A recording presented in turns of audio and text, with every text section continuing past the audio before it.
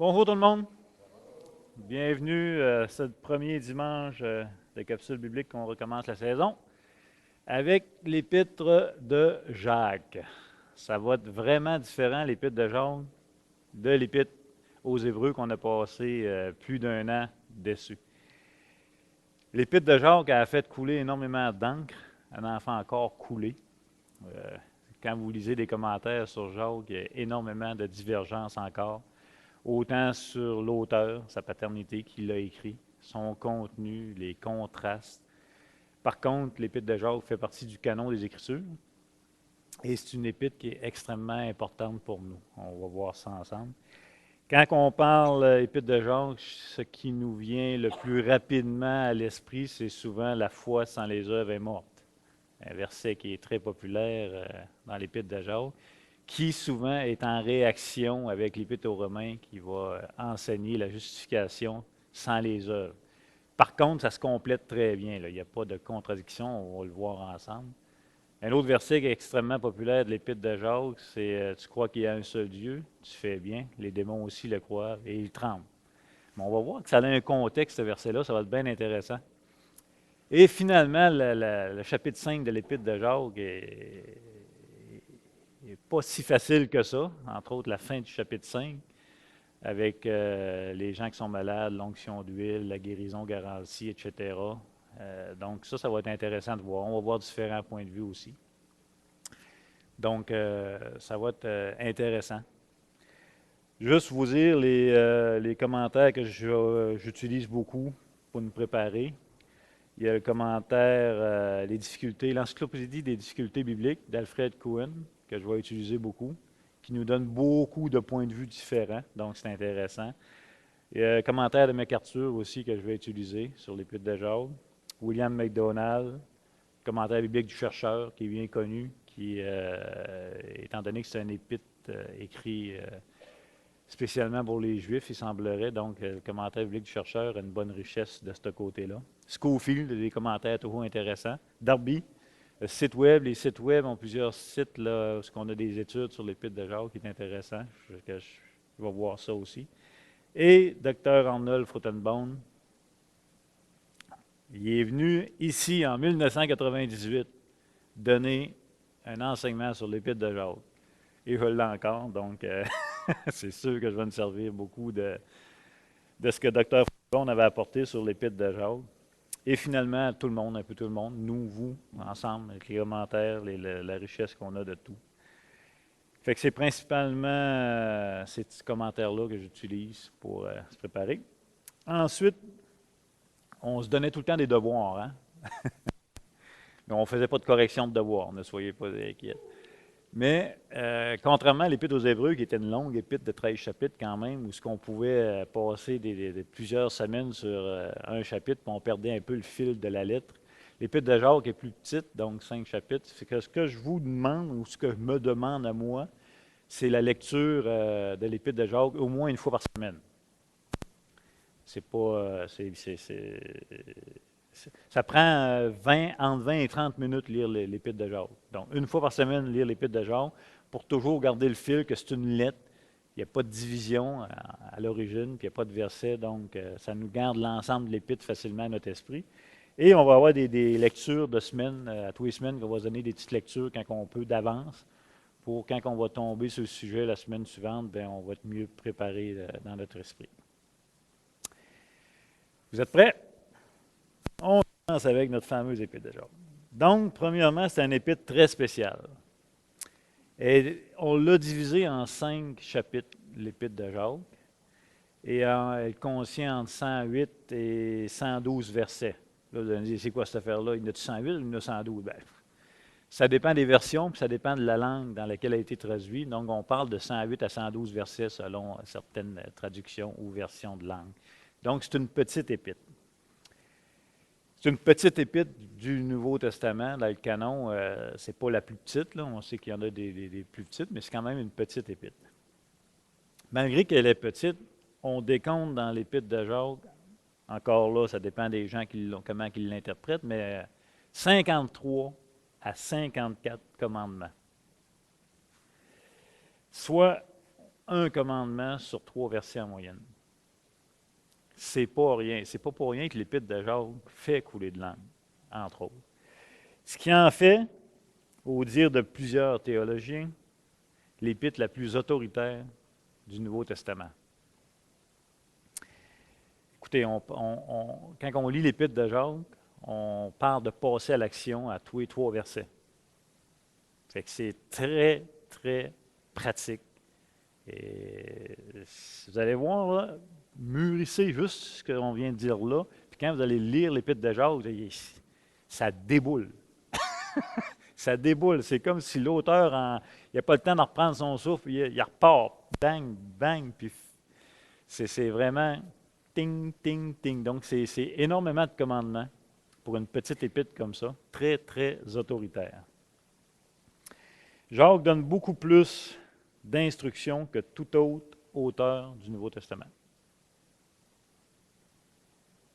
C'est un épître typiquement pratique et non doctrinal, nécessairement.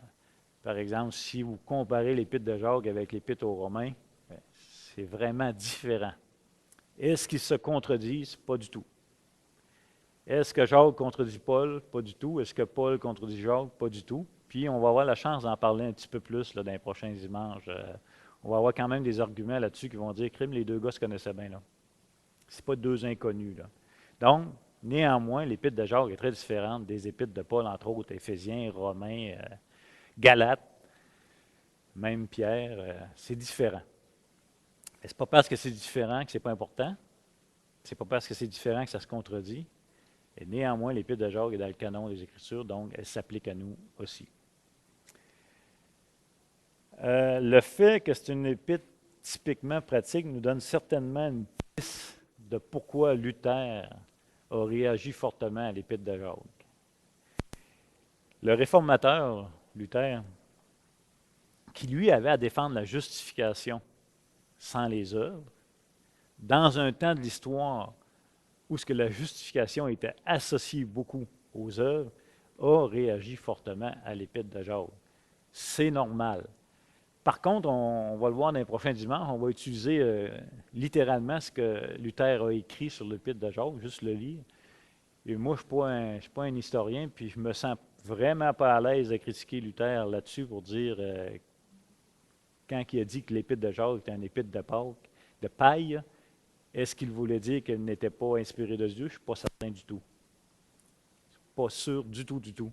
Ça se peut que ce n'était pas ça qu'il voulait dire aussi, mais on va juste voir un petit peu son texte, qu'est-ce qu'il a dit. Mais rappelez-vous que Luther est en réaction avec un temps de l'histoire où ce qu'on utilisait l'épître de Jacques pour en faire une mauvaise application du salut. Et il a réagi.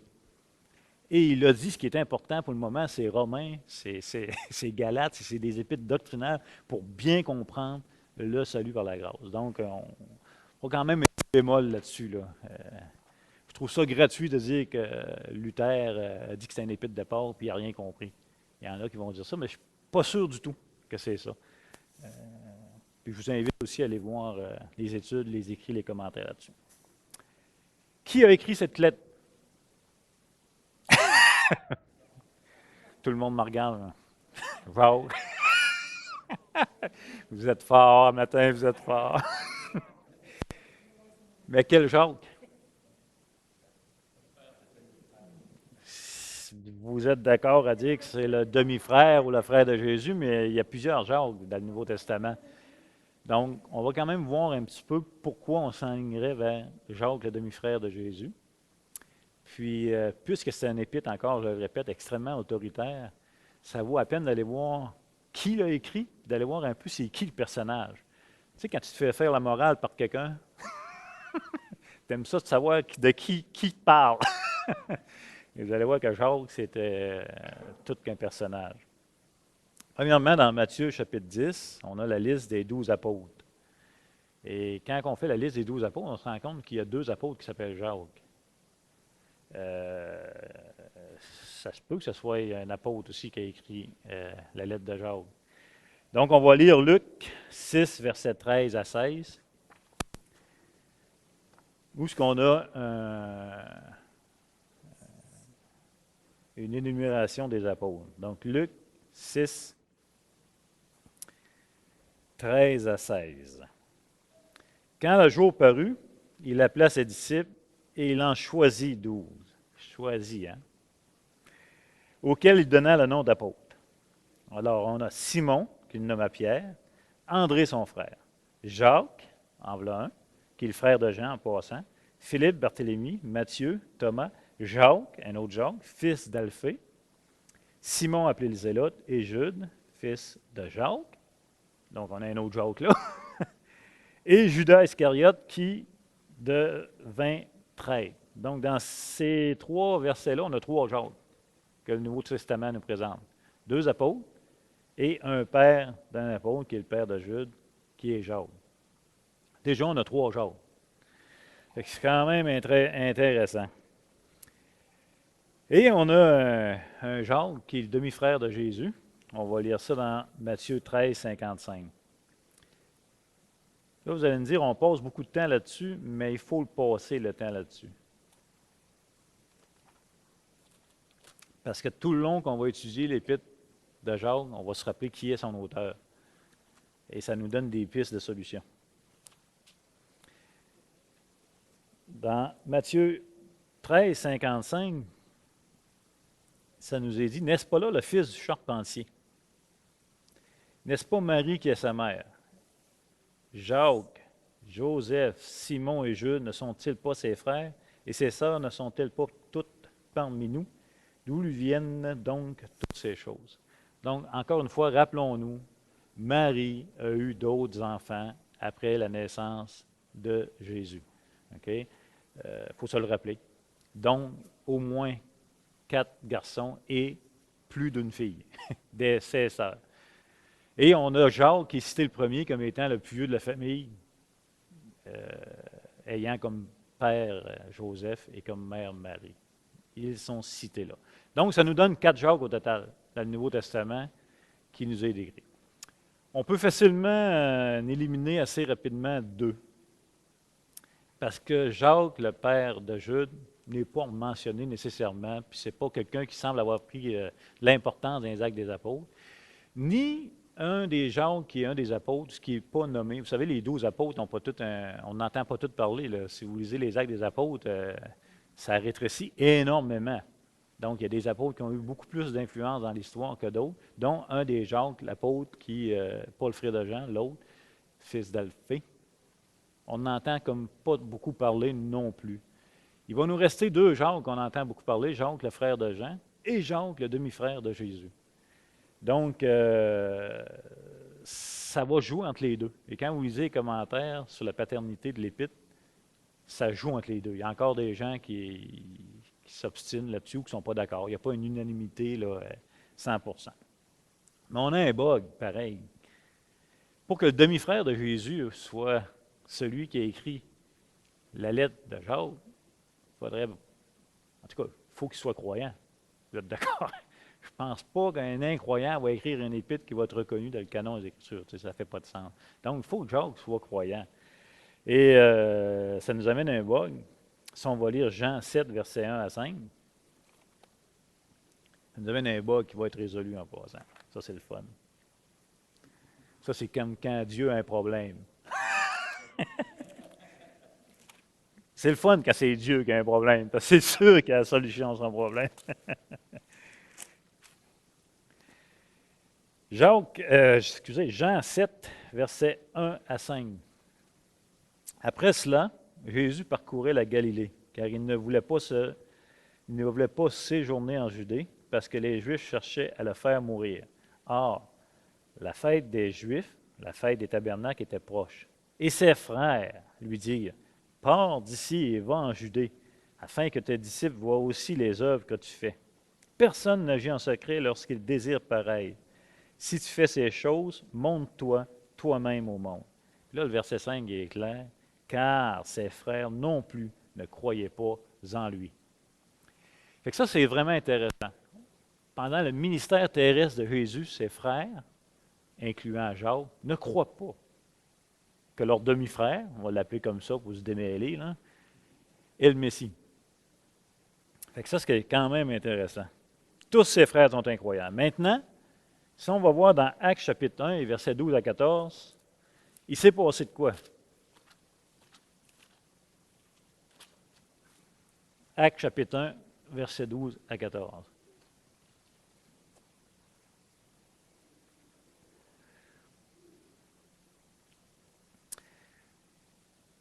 Vous connaissez un peu le contexte d'Actes chapitre 1.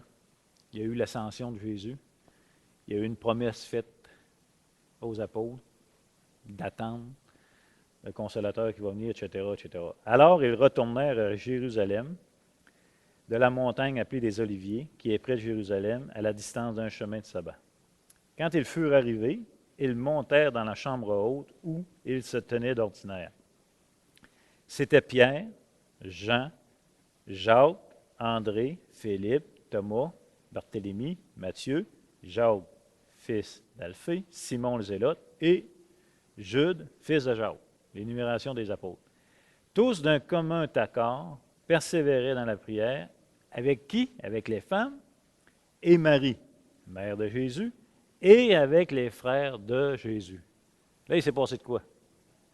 Donc, pendant le ministère terrestre de Jésus, c'est clair que ses frères n'y croient pas. Mais rendu dans Actes chapitre 1, ses frères sont assemblés avec les apôtres pour persévérer dans la prière. Donc là, ses frères, ce n'est pas énumérer les 4 frères, mais ses frères. Donc, on peut inclure Jacques là-dedans. Mais encore plus précis que ça, si vous allez dans Actes chapitre 15.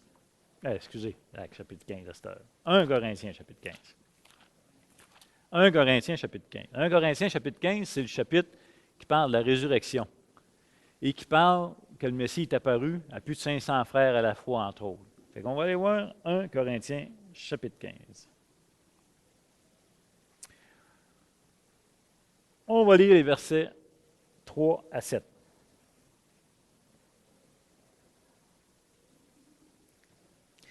Il dit, « Je vous ai enseigné avant tout, comme je l'avais aussi reçu, que Christ est mort pour nos péchés, selon les Écritures. Il a été enseveli. Il est ressuscité le 3e jour, selon les Écritures. Et il est apparu à Céphas, puis aux 12. Ensuite, il est apparu à plus de 500 frères à la fois, dont la plupart sont encore vivants, et dont quelques-uns sont morts. Ensuite, il est apparu à Jacques, puis à tous les apôtres. » En passant ici, vous avez le contenu de la foi du Nouveau Testament qui s'ouvre. C'est le verset 3 et 4 qui est vraiment le contenu de la foi. Et là, le verset ici nous rappelle que Jésus est apparu à tous ses apôtres. À tous ses apôtres, ça inclut quoi? Ça inclut les 2 Jacques, qui sont apôtres. Mais le verset 7 va nous spécifier qu'il est apparu aussi à Jacques. À quel Jacques? Le demi-frère de Jésus. Donc, les commentateurs sont d'accord aussi pour dire que le Jacques du verset 7 est le demi-frère de Jésus. Et on pense que c'est l'élément déclencheur de la conversion de Jacques, le demi-frère de Jésus, c'est quand Christ lui-même lui est apparu. On ne peut pas le prouver, mais on pense que c'est un élément déclencheur. Et l'Épître aux Corinthiens nous spécifie qu'il est apparu à Jacques. Il n'y a rien pour rien dans les Écritures. Donc, si on résume ça, pendant le ministère terrestre de Jésus, pendant son 3 ans, les frères de Jésus, dont Jacques, ne croyaient pas en leur frère comme étant le Messie. Néanmoins, dans Actes chapitre 1, on voit que ses frères sont tous devenus croyants. Ils sont dans la chambre haute à intercéder. Et on voit dans 1 Corinthiens chapitre 15 que Jésus est apparu, entre autres, à Jacques, son demi-frère, qui est probablement l'élément déclencheur de la conversion de Jacques. Ça va jusque-là? Donc, parmi les candidats qui pourraient avoir écrit cette lettre, on a Jacques, le frère de Jean, et on a Jacques, le demi-frère de Jésus. Ce sont les 2 qui ont pris de l'importance dans le Nouveau Testament, principalement dans les Actes des Apôtres, qu'on voit que les 2 ont un rôle à jouer et qui sont cités régulièrement. Mais Jacques, le frère de Jean, je ne sais pas si vous vous en souvenez ce qui est arrivé. Pasteur Jérôme dit ça avec un grand sourire, il est mort. Je ne sais pas s'il est content. Il est mort, c'est sûr qu'il est mort, ça fait 2000 ans. Ce qui veut dire, c'est qu'il est mort tôt. Actes chapitre 12. On va aller voir ça. Acte 12. Acte 12.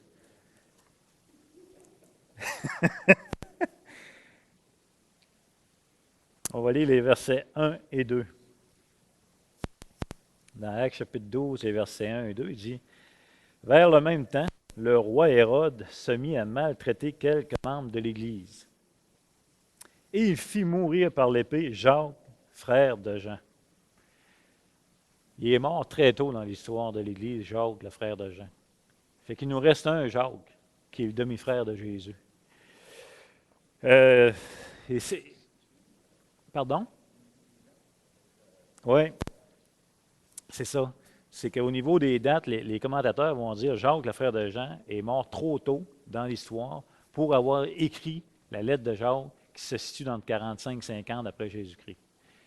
Fait que c'est pour ça que tout converge vers Jacques, le demi-frère de Jésus. Donc, malgré que certains encore s'opposent à la paternité de Jacques, le demi-frère de Jésus, la majorité des gens s'entendent sur le fait que c'est vraiment lui qui a écrit l'épître de Jacques. Donc, c'est intéressant. Et en passant, si vous lisez des commentaires catholiques qui sont très intéressants à bien des égards en passant, là, vous allez voir qu'on associe ça à ce Jacques-là, mais pas avec comme mère Marie, là, tu sais. Parce que dans certains commentaires, ils vont préserver que Marie n'a jamais eu d'autres enfants. Donc, il y a une petite amalgame, mais on s'entend que c'est lui, là. Donc, en passant un commentaire du Dr. Footenbaum qui nous avait laissé, Dr. Footenbaum classe les apôtres en deux catégories. La première catégorie, on la retrouve dans Actes chapitre 1, on va le retourner la voir, Actes chapitre 1, 21-26. On va souvent utiliser des commentaires de différents personnages, ce qui est une richesse. Des fois, ils vont peut-être se contredire, ce qui est aussi une richesse. Alors, ça va fortifier notre recherche et notre foi et accepter la différence en passant.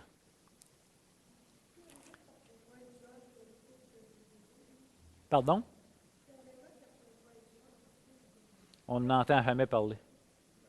Il n'y a aucun... il ressort nulle part. Tu sais, comme plusieurs d'autres apôtres. Oui, je comprends, la question est bonne, mais on a divergé avec 4 Jacques dans les Écritures, puis ça converge vers un Jacques. Il y en avait 2, il est mort trop tôt, l'autre, puis on va voir le concile aussi de Jérusalem qui a eu dans Actes chapitre 15. Vous allez voir que ça s'éclaircit de plus en plus. Par contre, comme je vous disais, Footenbaum, lui, il va classer les apôtres en 2 catégories. Actes chapitre 1, 21-26. Pour remplacer notre ami Judas, il dit, il faut donc que parmi ceux qui nous ont accompagnés tout le temps que le Seigneur Jésus a vécu avec nous, depuis le baptême de Jean jusqu'au jour où il a été enlevé du milieu de nous, il y en ait un qui nous soit associé comme témoin de sa résurrection. Fait qu'ils en présentèrent 2, Joseph, appelé Barsabas, surnommé Justus, et Matthias. Puis, ils firent cette prière. Seigneur, toi qui connais les cœurs de tous, désigne lequel de ces 2 tu as choisi, afin qu'il ait part à ce ministère et à cet apostolat que Judas a abandonné pour aller à son lieu. Ils tirèrent au sort, et le sort tomba sur Matthias, qui fut associé aux 12. Donc, première catégorie des apôtres, selon Dr. Footenbaum, c'est qu'ils devaient être témoins du baptême de Jésus à aller jusqu'à son ascension pour faire partie des 12. 2 seuls candidats. Et on tirait au sort. Tu ne trouves pas ça drôle? On tirait au sort et le sort a été approuvé par Dieu. Alors, mais c'est la dernière fois en passant. C'est la dernière fois dans les Écritures qu'on voit un tirage au sort. Après Actes chapitre 2, la naissance de l'Église, le Saint-Esprit qui habite chaque croyant, on n'a plus eu recours à cette manière de faire, mais tout l'Ancien Testament, le tirage au sort est utilisé, entre autres avec les souverains sacrificateurs. Donc, ça, c'est la première catégorie. Et toujours selon notre ami Footenbaum, il y a une deuxième catégorie. Et cette deuxième catégorie-là, c'était d'être témoin de sa résurrection. Donc, le thème pour être un apôtre, c'est d'être témoin de sa résurrection. Le premier groupe, il semble qu'il fallait être témoin de son baptême à son ascension. Et le deuxième groupe, c'est d'être témoin de sa résurrection. Paul, dans 1 Corinthiens 9, 1.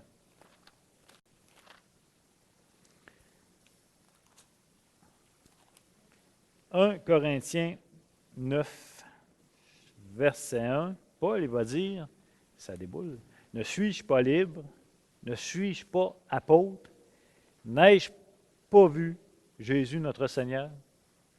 N'êtes-vous pas mon œuvre dans le Seigneur? » Donc, ici, Paul semble défendre son apostolat. Et il le défend par le fait qu'il a vu le Seigneur. Encore témoin de sa résurrection. Et quand Paul a vu le Seigneur, c'est à sa conversion sur le chemin de Damas. On a ça, si vous voulez prendre en note, dans Actes 9, 5 et 6. Et dans deux autres fois dans les Actes des Apôtres, il va témoigner qu'il a vu le Seigneur ressuscité. Donc, ça serait la deuxième clause. Et c'est intéressant, pourquoi je vous amène à toute cette affaire-là, c'est que dans Galates 1, 19, vous n'êtes pas obligé de tourner, je vais vous le lire si vous voulez le prendre en note. Et là, je me suis acheté un livre de 200 pages. J'ai tout écarté mes notes sur l'Épître aux Hébreux, j'en ai partout. Là, j'ai investi dans un livre pour avoir les notes du début à la fin. Je suis fier de moi.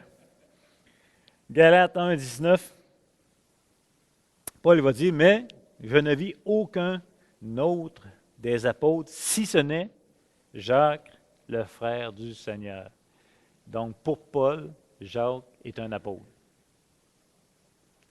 Et selon le Dr. Frutenbaum, il ferait partie de la deuxième catégorie des apôtres d'avoir été témoin de sa résurrection. Fait que ça clôture ce petit bout-là. Maintenant, quel a été le rôle de Jacques? Et ça va être vraiment intéressant. Quel a été son rôle, Jacques? Là, à chaque fois que je vais parler de Jacques, là, je parle du demi-frère du Seigneur, là, ou le frère du Seigneur, tout qu'on se comprend. Là. Le fils aîné de Marie et de Joseph. Oui? Demi-frère, oui, c'est une bonne question, merci. Demi-frère parce qu'ils ont la même mère, mais pas le même père. Fait que Christ, on sait qu'il a été, par la vertu du Saint-Esprit, né d'une vierge à Marie, etc., mais il n'a pas été fécondé par un père humain. Fait que c'est pour ça que je dis demi-frère. Quand vous allez lire, vous allez souvent voir ça de demi-frère. OK?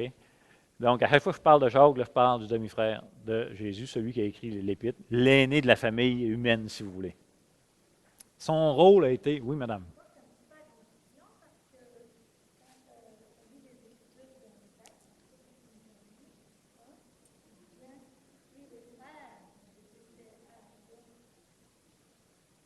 Mm-hmm. Ben oui. C'est vrai. Ils vont souvent dire « et les frères de Jésus ». Mais pourquoi nous, on utilise souvent demi-frère? Je pense qu'on a besoin de l'utiliser pour se rappeler. Tu sais, il y a souvent des textes qui sont écrits dans les Écritures qui n'ont pas spécifié la chose parce que c'est sûr que tout le monde la connaît, la chose. Des fois, 2000 ans après, on a besoin de spécifier un petit peu plus parce que nous, on a oublié. Tu sais? Fait que, mais bonne observation. Ouais. C'est sûr que les demi-frères sont à moi dans notre ère. Fait que lecture la semaine prochaine? Oui. Frère aîné humain. Là. On va se démêler, là. OK, ouais, je sais. OK. T'es en train de semer une polémique. Non, regardez. Marie était fiancée, n'avait pas encore connu Joseph, n'était pas encore mariée. Elle a eu Jésus, qui est le Messie, par la vertu du Saint-Esprit, Isaïe 7,14, etc., etc. Okay? Ensuite, ils se sont mariés, ils se sont connus, et là, ils ont eu une famille terrestre, dont Jacques, qui est l'aîné de cette gang-là. Okay? La deuxième batch, on va dire. Ça va? Parfait. Le français en gaspésien pas mal dans mon langage, ça va pas bien. Le rôle de Jacques, l'aîné de la famille. Donc, s'il vous plaît, cette semaine, lecture. Actes chapitre 12. Actes chapitre 12. Actes chapitre 15. Actes chapitre 15. Actes 21, 17, 19. Actes 21, 17, 19. Galates 2, 9. Galates 2, 9 et 1 Corinthiens 9, verset 5. 1 Corinthiens 9, verset 5. Pardon? Fait que ça, c'est la lecture de la semaine pour entreprendre la semaine prochaine. La semaine prochaine, on va voir c'est qui Jacques dans les Actes des Apôtres. Vous allez voir que c'est tout qu'un bonhomme. Ce n'est pas n'importe qui. C'est quelqu'un qui a extrêmement d'autorité et qui est extrêmement reconnu.